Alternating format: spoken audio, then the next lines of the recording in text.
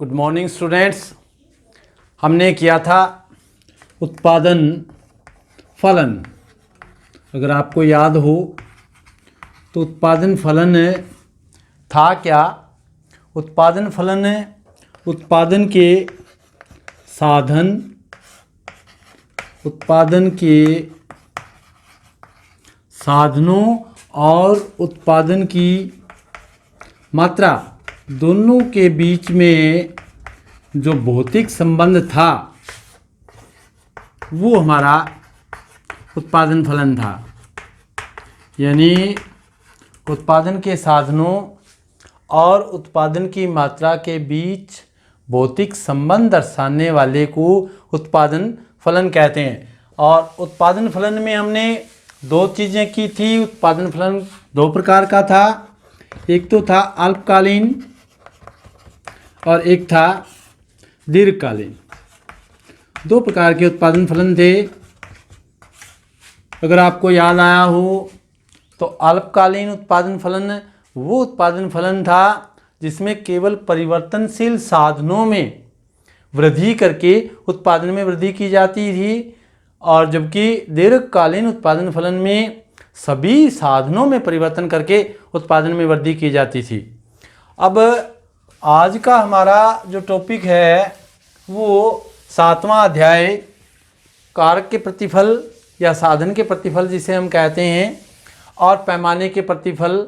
दो प्रकार के प्रतिफल थे, उसे हम किस प्रकार से करेंगे? अल्पकालीन और दीर्घकालीन जो उत्पादन फलन है, जैसे ही हम चाहे कुछ परिवर्तनशील साधनों का परिवर्तन करके उत्पादन में वृद्धि करें या सभी साधनों में परिवर्तन करके उत्पादन में वृद्धि करें, वो उत्पादन में वृद्धि नियमानुसार क्रमानुसार चलती रहती है। इस उत्पादन वृद्धि की जो नियमानुसार वृद्धि होने की प्रवृत्ति पाई जाती है, नियमानुसार वृद्धि की प्रवृत्ति, इस प्रकार की प्रवृत्ति पाई जाती है, उस प्रवृत्ति को उत्पादन के नियम कहते हैं। उत्पादन के नियम। और यही आज का हमारा टॉपिक है कि उत्पादन के नियम हैं क्या। उत्पादन के नियम दो प्रकार के हैं, कारक के प्रतिफल, कारक के प्रतिफल और पैमाने के प्रतिफल। इन दोनों में अंतर क्या है? पैमाने के प्रतिफल, ये आज का हमारा टॉपिक है। शुरू करते हैं। कई बार एक क्वेश्चन पूछ लेता है, कारक के प्रतिफल और पैमाने के प्रतिफल में अंतर क्या है, या कारक के प्रतिफल किसे कहते हैं, या कारक के प्रतिफल इसे साधन के प्रतिफल भी कहते हैं, और ये पैमाने का प्रतिफल है। उत्पादन प्रकार, एक अंतर तो है उत्पादन का प्रकार। उत्पादन प्रकार, किस प्रकार का उत्पादन फलन है ये आपका अल्पकालीन उत्पादन फलन है, अल्पकालीन उत्पादन फलन है, और ये आपका दीर्घकालीन उत्पादन फलन है। दीर्घकालीन और अल्पकालीन उत्पादन फलन का मतलब क्या है? अल्पकाल की अवधि में केवल परिवर्तनशील साधनों में परिवर्तन करके अगर उत्पादन में वृद्धि की जाती है तो उसे कहते हैं साधन के प्रतिफल या कारक के प्रतिफल। यदि सभी साधनों में परिवर्तन करके और उत्पादन में वृद्धि की जाए तो उसे हम कहेंगे पैमाने के प्रतिफल। दूसरा अंतर परिवर्तनशील कारकों का, बात वही है, परिभाषा में आ जाती है। परिवर्तनशील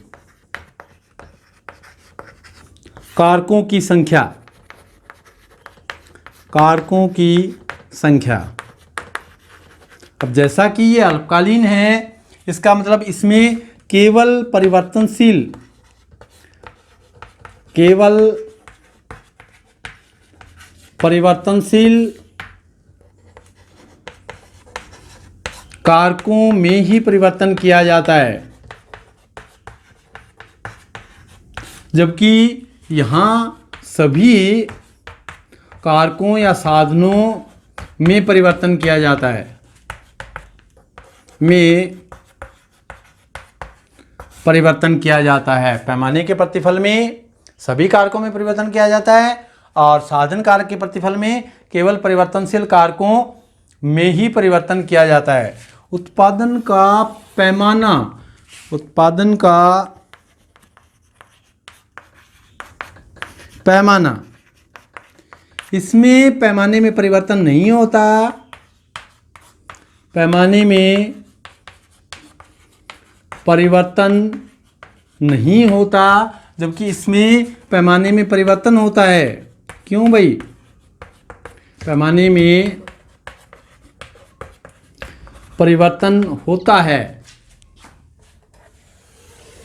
यानी साधन के प्रतिफल जो हैं उसमें परिवर्तनशील साधन, जिसे हम श्रम कहते हैं, कच्चा माल, साधनों में तो हम श्रम को ही लेंगे, तो श्रम में परिवर्तन करके उत्पादन में वृद्धि की जाती है, जबकि इसमें प्लांट, मशीनरी यानी भूमि, पूंजी, श्रम, उद्यम चारों के चारों को हम परिवर्तित कर देते हैं। इतना हमारे पास समय होता है। कारक अनुपात, कारक अनुपात क्या है? यानी इसमें हम क्या करते हैं, जैसे फॉर एग्जांपल 1 एकड़ भूमि है, 2 साधनों को ही हम लेते हैं, जैसा कि हमने उत्पादन फलन में किया था। उत्पादन फलन L के, अगर आपको याद आया हो तो सूत्र है, तो हमारी लैंड जो है, भूमि है, या लेबर और कैपिटल अगर हम कहें तो पूंजी, या इसे हम अगर यहाँ भूमि ले लें, भूमि का मान लिया 1 एकड़ ज़मीन है और उसमें हम 2 मजदूर रख रहे हैं, तो 1:2 हुआ। अगर हम उत्पादन में वृद्धि करना चाहते हैं तो मजदूर बढ़ा देंगे, 2 की जगह 3 कर देंगे। इसका मतलब कारक अनुपात पहले 1:2 था, अब 1:3 हो गया है, यानी कारक अनुपात परिवर्तित हो गया है। इसका मतलब कारक के प्रतिफल में कारक अनुपात परिवर्तनशील पाया जाता है, जबकि इसमें शिथिल कारक अनुपात होता है। शिथिल कारक अनुपात कैसे? हमने क्या किया, 1 एकड़ भूमि थी और 2 मजदूर लगाए हुए थे। हम क्या करते हैं, यहाँ सभी कारकों को परिवर्तित करते हैं, तो 1 की जगह मान लिया 2 एकड़ भूमि हो गई है, तो हम मजदूर 4 लगा देंगे। अब इसका अनुपात भी, ये भी 1:2 है और ये भी 2 एकम 2 2 दूनी 4, इसका मतलब ये अनुपात भी 1:2 है, तो शिथिल कारक अनुपात रहेगा।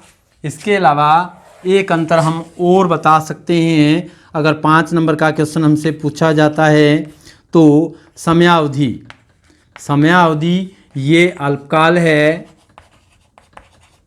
और ये दीर्घकाल है। यानी साधन के प्रतिफल के नियम जो लागू होते हैं वो अल्पकाल में लागू होते हैं। इतनी कम अवधि होती है कि सभी कारकों को परिवर्तित नहीं किया जा सकता, जबकि पैमाने के प्रतिफल में इतनी लंबी अवधि होती है कि हम सभी कारकों को परिवर्तित कर सकते हैं। तो आपके सामने एक क्वेश्चन है, इसे ही आपको करना है।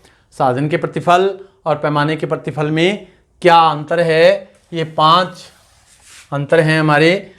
अल्पकालीन उत्पादन फलन है, ये दीर्घकालीन उत्पादन फलन है। साधन के प्रतिफल में केवल परिवर्तनशील कारकों में परिवर्तन किया जाता है, जबकि पैमाने के प्रतिफल में सभी कारकों में परिवर्तन किया जाता है। साधन के प्रतिफल का पैमाने में परिवर्तन नहीं होता, आकार में परिवर्तन नहीं होता उसके फैक्ट्री या प्लांट में, जबकि साधन पैमाने के प्रतिफल में पैमाने में परिवर्तन हो जाता है। साधन कारक के प्रतिफल में कारक अनुपात परिवर्तनशील होता है, जबकि इसमें कारक अनुपात शिथिल रहता है, कारण कारक अनुपात समान अनुपात का होता है।